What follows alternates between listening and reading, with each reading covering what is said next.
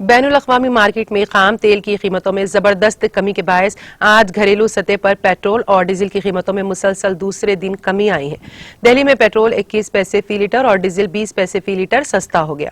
Oil marketing کرنے والی company Indian oil corporation کے مطابق جمعرات کو دہلی میں پیٹرول 90.78 روپے فی لیٹر اور ڈیزل 81.10 پیسے لیٹر پر آ گیا ہے۔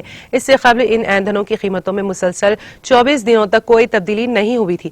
گزشتہ ماہ پیٹرول اور ڈیزل کی قیمتوں میں لگاتار 16 دنوں تک اضافہ ہوا تھا، جس کی وجہ سے تقریباً ہر شہر میں دونوں ایندھنوں کی قیمتیں ریکارڈ وقت کی سطح پر پہنچ گئی تھیں۔ بین الاقوامی مارکیٹ میں 16 دنوں میں خام تیل کی قیمت میں تقریباً 15% کمی واقع ہو چکی ہے۔ یورپ میں کورونا کی تیسری لہر کی وجہ سے وہاں ایندھن کے مطالبے میں کمی کا خدشہ ظاہر کیا جا رہا ہے۔ اس کی وجہ سے خام تیل کی قیمت گھٹ کر $60 فی بیرل پر آ چکی ہیں۔ عام طور پر کچھ ریاستوں میں اسمبلی انتخابات ہونے کی وجہ سے تیل کی قیمتوں میں کوئی تبدیلی نہیں کی جاتی تھی، لیکن اس بار ایسا نہیں ہوا ہے۔